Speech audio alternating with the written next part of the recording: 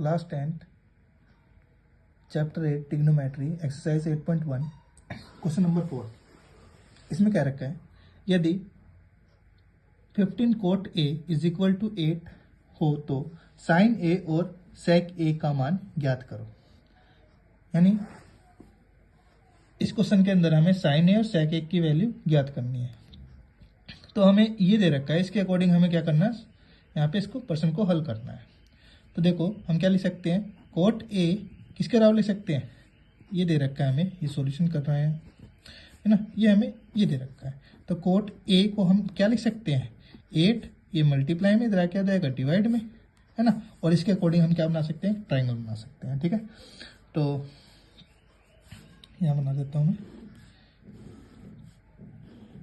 ठीक है, अब देखो ए दे रखा है तो हम अपने ट्राइंगल का नाम भी ऐसे ही रखेंगे, ए बी सी, ये 90 डिग्री है ना। और कोट क्या होता है हमारा, पंडित बद्री प्रसाद हर हर बोले। ठीक है ना, कोट क्या होता है, बी अपॉन में पी। ठीक है ना, 10 का उल्टा होता है।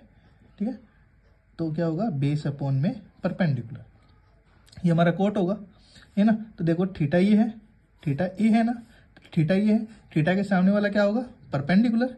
तो परपेंडिकुलर कितना है हमारे पास, 15, यानी 15 हो जाएगा। ओके, और बेस कितना होगा, तो बेस ये है हमारा, तो ये 8 हो जाएगा।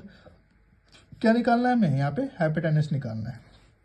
तो क्या लगाएंगे हम, by using PGT, by using PGT Pythagoras theorem. तो क्या कहता है, पर हाइपोटेनस का स्क्वायर बराबर होता है बेस का स्क्वायर प्लस परपेंडिकुलर का स्क्वायर। तो हाइपोटेनस हमें गिवन नहीं है, तो इसको मैं एच ही मान लेता हूँ, है ना। और बेस कितनी है हमारे पास, बेस है हमारा 15, इसका स्क्वायर हो जाएगा 8 का स्क्वायर हो जाएगा, बेस का स्क्वायर यानी 15 का स्क्वायर 225 हो जाएगा, और ये 25 हो जाएगा।